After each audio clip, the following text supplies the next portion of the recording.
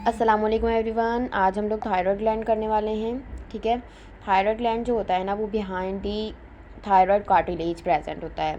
ये जो हमारी ये साइड है, इसे हम क्या कहते हैं, एंटीरियर साइड कहते हैं, या क्या कहते हैं, वेंट्रल साइड कहते हैं। ठीक है, एंटीरियर या वेंट्रल साइड पर प्रेजेंट होता है, behind the thyroid cartilage present होता है।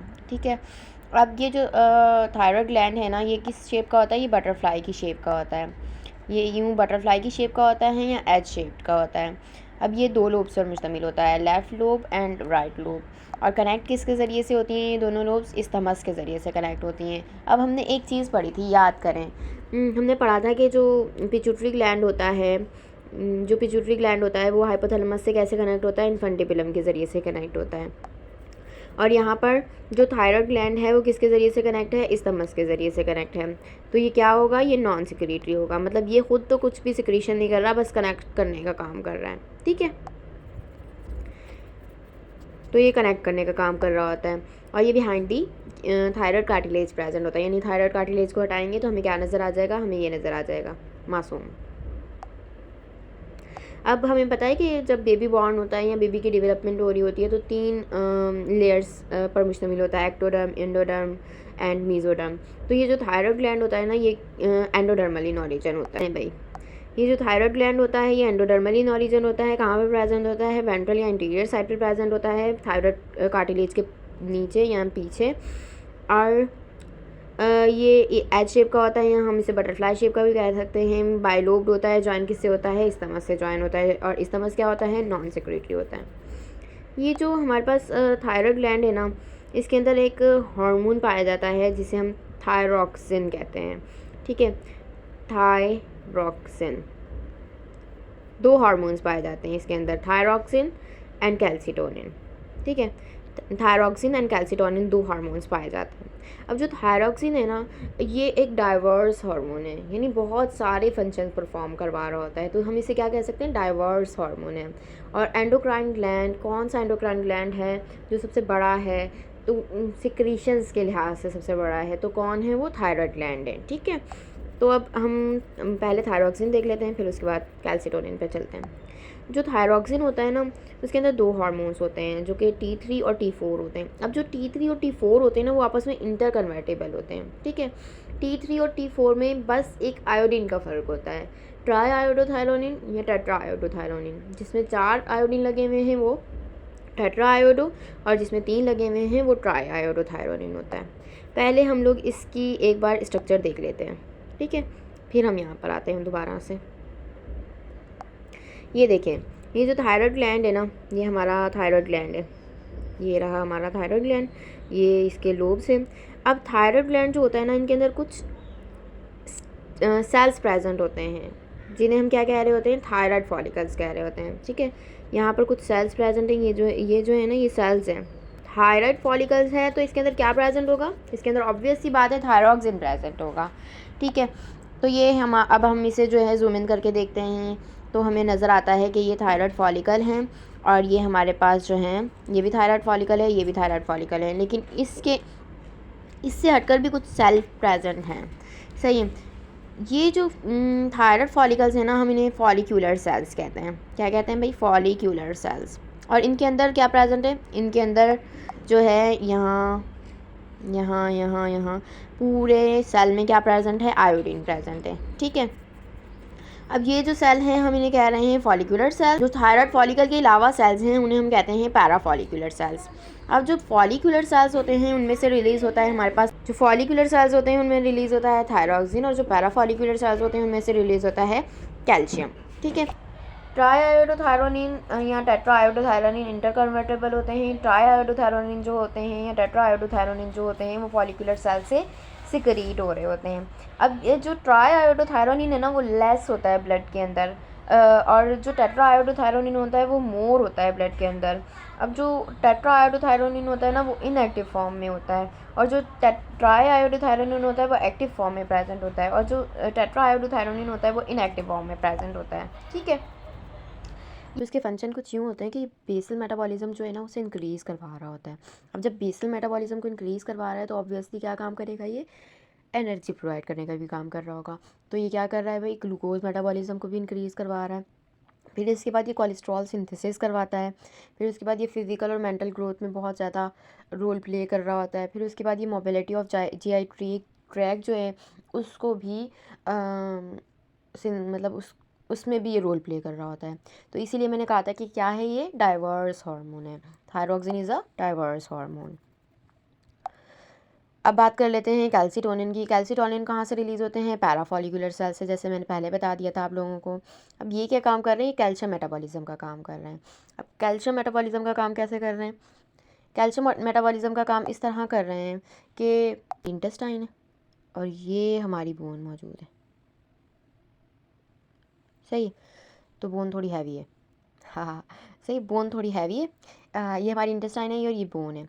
अब जो इंटेस्टाइन है वहाँ पर कैल्शियम का लेवल हाई हो गया है और अब क्या करेगा, ये कैल्सीटोनिन आएगा, कैल्सीटोनिन कहेगा बस औकात में रहो, और यहाँ जो है ना कैल्शियम का लेवल डिक्रीज़ कर देगा और इसको बोन में एब्जॉर्ब करवा देगा, सही।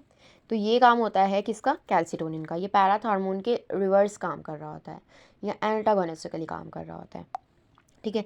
तो ये क्या करता है? डिक्रीज़ करता है कैल्शियम का level, calcium absorption from intestine, और कैल्शियम को डिक्रीज़ करवाता है कैल्शियम को डिपॉजिट होने से to bone from blood vessel. Blood vessel से बोन में जो डिपॉजिट हो रहा होता है ना कैल्शियम, उसको डिक्रीज़ करवा देगा, यानी कि इंटेस्टाइन में लेवल कम कर देगा कैल्शियम का और बोन में इंक्रीज़ करवा देगा। फिर उसके बाद reabsorption of calcium from kidney भी कम करवा देगा, सही है। रीअब्जॉर्प्शन जब कैल्शियम की जब रीअब्जॉर्प्शन किडनी में कम होगी तो जाहिर सी बात है तो इंटेस्टाइन वगैरह में भी कमी होगी।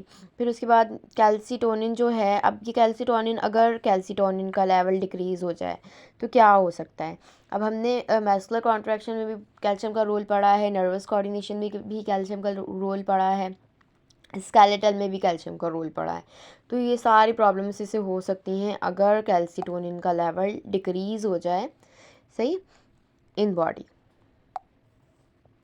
अब हम बात कर लेते हैं हाइपोथायरॉयडिज्म की। हाइपोथायरॉयडिज्म क्या है?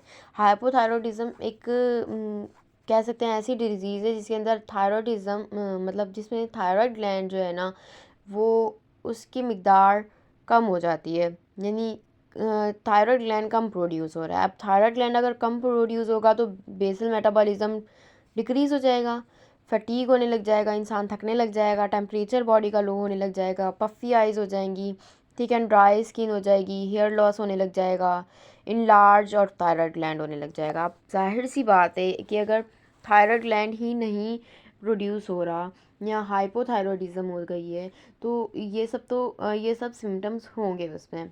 अब अगर ये सब सिम्टम्स अडल्ट में पाए जा रहे हैं, ठीक है, सुने मेरी बात गौर से, अगर ये सारे सिम्टम्स अडल्ट में पाए जा रहे हैं, सिंध बोर्ड में थोड़ा वाजे करके नहीं लिखा हुआ, मैं इसको आपको वाजे करके बता रही हूँ कि अगर ये सारे सिम्टम्स अडल्ट में पाए जा रहे हैं तो मैक्सिडिमा हो जाएगा, पंजाब में सही लिखा हुआ है, सही है, और उसमें फेडरल में भी सही लिखा हुआ है, मैक्सिडिमा हो जाएगा। और अगर इन्फेंट में हो रहा है तो ये क्या हो गया? कॉन्जेनाइटल हो गया। अब कॉन्जेनाइटल हो गया तो क्या हो जाएगा? हाइपोथायरॉयडिज्म में क्रेटिनिज्म हो जाएगा, यानी उस डिज़ीज़ को हम क्रेटिनिज्म कहते हैं, और जो अडल्ट में होती है उसे मैक्सिडिमा कहते हैं। अब अगर इन्फेंट में हो रहा है, कॉन्जेनाइटल हो रहा है, तो उसे क्रेटिनिज्म कहेंगे, लेकिन उसमें होगा क्या? उसमें सिम्टम्स क्या मौजूद होंगे? उसमें मेंटल रिटार्डेशन होगी, डिले प्यूबर्टी होगी, फिज़िकल ग्रोथ जो है बिल्कुल डाउन हो जाएगी, इनफर्टिलिटी के चांसेस हो सकते हैं और डिस्मोट्रॉफिज्म हो सकती है, ठीक है। तो ये सब काम कहाँ होंगे? अगर उसके अंदर जो है हाइपोथायरॉयडिज्म हो रही है इन्फेंट के अंदर। हाइपरथायरॉयडिज्म हो गई है भाई, जितना हमें थायराइड ग्लैंड चाहिए था उससे ज़्यादा ही सिक्रीट होने लग गया है, औकात से बाहर हो गया है। अब क्या होगा? अब ग्रेव्स डिजीज़ हो जाएगी। अब ग्रेव्स डिजीज़ कौन सी डिजीज़ होती है? ऑटो इम्यून डिसऑर्डर होता है। मतलब ऑटो इम्यून डिसऑर्डर एक ऐसा डिसऑर्डर होता है जिसके अंदर अपना ही इम्यून सिस्टम अपने ही सेल्स को डिस्ट्रॉय करने लग जाता है, सही है। मतलब अपना ही जो इम्यून सिस्टम है ना वो कहता है भाई मैं तुम्हारी खैर नहीं है, लेकिन वो अपने ही इम्यून सिस्टम को क्या कर रहा होता है? डिस्ट्रॉय कर रहा होता है। अब इसके अंदर होता क्या है कि एबनॉर्मल एंटीबॉडीज़ बन जाती हैं। एबनॉर्मल बन जाए तो क्या होगा? एबनॉर्मल एंटीबॉडी बनी जो कि बिल्कुल TSH के साथ रिजेंबल कर रही है, थायराइड स्टिमुलेटिंग हार्मोन के साथ रिजेंबल कर रही है। अब हमें पता है कि जब TSH आता है, हमने ये फर्स्ट लेक्चर में ही पढ़ लिया था। खैर, जब TSH आता है तो क्या स्टिमुलेट करवाता है? थायराइड ग्लैंड स्टिमुलेट करवा देता है। सही। थायराइड ग्लैंड स्टिमुलेट हो जाएगा तो हमारे पास सिक्रीशन होने लग जाएगी थायराइड ग्लैंड से जो भी आती हैं। अब अगर ऐसा हो कि कुछ एबनॉर्मल एंटीबॉडीज़ बन जाएं और वो जो है वो थायराइड ग्लैंड से रिजेंबल कर थायराइड स्टिमुलेटिंग हार्मोन से रिजेंबल कर रही हों, तो वो क्या करेंगी, वो ज़्यादा मिकदार में आने लग जाएंगी और थायराइड ग्लैंड बहुत ज़्यादा प्रोड्यूस होने लग जाएगा। इसकी वजह से बेसल मेटाबॉलिक रेट क्या हो जाएगा? इंक्रीज़ हो जाएगा। क्योंकि हमें पता है कि थायराइड ग्लैंड का क्या काम है, ऑब्वियसली काम है बेसल मेटाबॉलिज्म इंक्रीज़ करवाता है। हाइपरथर्मिया हो जाएगा, रैपिड इरेगुलर हार्ट बीट होने लग जाएगी, यानी हाई ब्लड प्रेशर हो जाएगा। ठीक है। और ब्रीथिंग रेट भी इंक्रीज़ हो जाएगा, वेट लूज़ होने लग जाएगा, एक्सॉप्थेल्मिया हो जाएगा। एक्सॉप्थेल्मिया किससे कहते हैं? ये एसटीबी में भी, पीटीबी में भी और एफटीबी में मैंने नहीं देखा, लेकिन एसटीबी पीटीबी में दोनों में लिखा हुआ है एक्सॉप्थेल्मिया। ये एक्सॉप्थेल्मिया होता क्या है? एक्सॉप्थेल्मिया उस कंडीशन को कहते हैं जिसके अंदर आई बॉल्स जो हैं वो बहुत ज़्यादा इनलार्ज हो जाती हैं। ठीक है। तो इसलिए उसे क्या कहते हैं? हम एक्सॉप्थेल्मिया कहते हैं। इस तरह ये ग्रेव्स डिजीज़ जो है ना, ये सारे सिम्टम्स किसके हैं? ग्रेव्स डिजीज़ के हैं, हाइपरथायरॉयडिज्म के। Hyper versus hypo. देखिए, hypothyroidism versus hyperthyroidism symptoms. Hypothyroidism में मैंने आप लोगों को क्या बताया? मैंने बताया कि वेट गेन होने लग जाएगा, फटीग जिसे कह सकते हैं, और कॉन्स्टिपेशन होगी, इरेगुलर एंड हैवी पीरियड्स होंगे, ब्रिटल नेट्स होगा, पफ़ी फेस होगा, मसल और जॉइंट पेन होगा, स्लो हार्ट रेट होगा, इरेगुलर एंड हैवी पीरियड्स होंगे, डिप्रेशन। और हाँ, ये जो हम कहते हैं ना कि हमें डिप्रेशन हो रहा है या कोई किसी चीज़ में दिल नहीं लग रहा, किसी काम में दिल नहीं लग रहा, किसी पढ़ाई में दिल नहीं लग रहा, वो क्यों होता है? वो हाइपोथायरॉयडिज्म की वजह से होता है। तो इसीलिए कहते हैं ना इसे डाइवर्स हार्मोन। इसके बहुत सारे रोल्स होते हैं। डिक्रीज स्वीटिंग हो जाएगी। ठीक है, इस तरह हो जाएगा सीन। और हाइपरथायरॉयडिज्म में इसके रिवर्स ही थोड़े थोड़े से काम होंगे कि वेट लॉस होने लग जाएगा, फिर उसके बाद इंक्रीज़ हो जाएगी स्वीटिंग, नेल थिकनिंग होने लग जाएगी, नर्वसनेस होगी, एंजाइटी होगी, मसल वीक होने लग जाएंगे, हार्ट बीट जो है वो इंक्रीज़ होने लग जाएगी, बल्गिंग आइज होने लग जाएंगी। बल्गिंग आई मैंने बताया था ना, एक्सॉप्थेल्मिया की कंडीशन, यानी आई बॉल्स जो हैं वो इनलार्ज हो जाएं और डायरिया हो जाएगा। अब हम पैराथायरॉयड ग्लैंड की बात कर लेते हैं। पैराथायरॉयड ग्लैंड जो होता है ना, बल्कि इसमें भी पढ़ लेते हैं ना एक बार थायरॉयड ग्लैंड को। ये देखें भाई, हाय,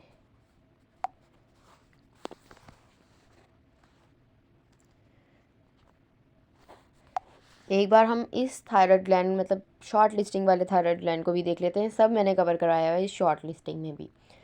ठीक है। Basal metabolic rate of body क्या करता है भाई? Basal metabolic rate of body पर काम कर रहा होता है और इन्हेंस कर रहा होता है ग्लूकोज मेटाबॉलिज्म, सिंथेसिस करवा रहा होता है कोलेस्ट्रॉल की इन लिवर, इन्फेंट में प्रोमोट करवा रहा होता है नर्वस सिस्टम को, और प्रोमोट करवा रहा होता है motility of gastro intestinal tract. देखें, वही सब लिखा हुआ है सारा।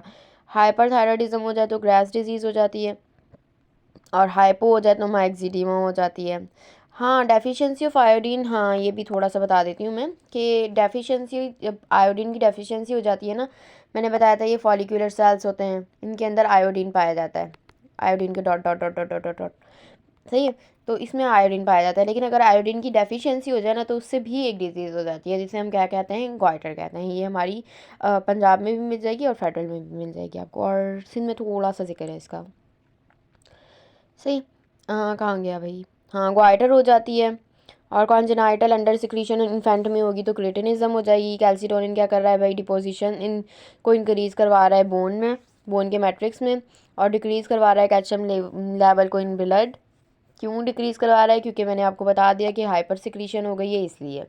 तो ये है ना, ये शॉर्ट नोट है, ये आपके लिए जो है, अगर आपको मतलब जल्दी है, इमरजेंसी है, तो फॉरेन रिवीजन के लिए ये बेस्ट है। ठीक है, चलें भैया, अब आ जाते हैं हम पैराथायरॉयड ग्लैंड पर।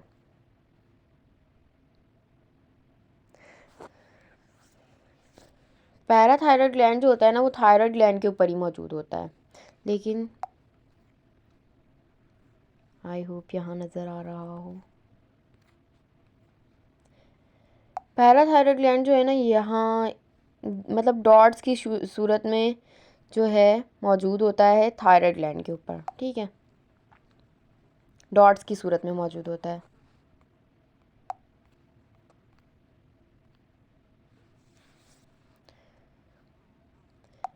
Parathyroid gland located on the post aspect of thyroid, thyroid gland के ऊपर ही मौजूद होता है, मतलब डॉट डॉट से बने हुए होते हैं यूँ, ठीक है, इस तरह।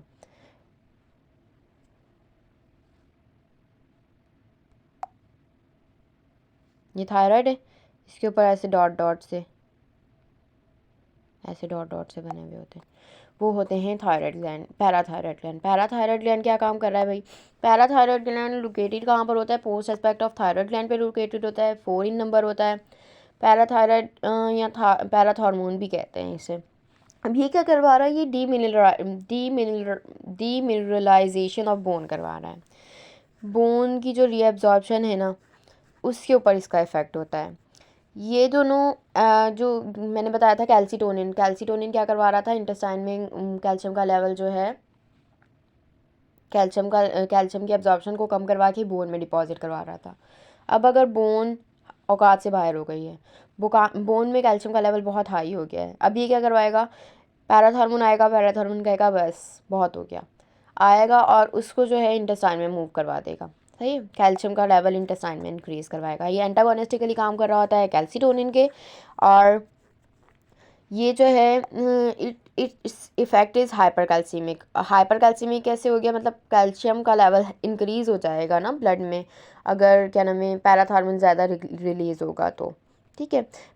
जो पैराथायरॉयड ग्लैंड और कैल्सीटोनिन है, ये दोनों क्या काम कर रहे होते हैं भाई? एंटागोनिस्टिकली काम कर रहे होते हैं। अगर इसकी ओवर सिक्रीशन हो जाए तो क्या होगा? नर्वस सिस्टम में थोड़ी सी प्रॉब्लम आ सकती है और किडनी स्टोन हो सकता है। क्यों? क्योंकि कैल्शियम की रीअब्जॉर्प्शन इंक्रीज़ करवाने का काम कर रहा है ना ये, सही है। चलें भाई, आज के लिए इतना ही। अल्लाह हाफिज़।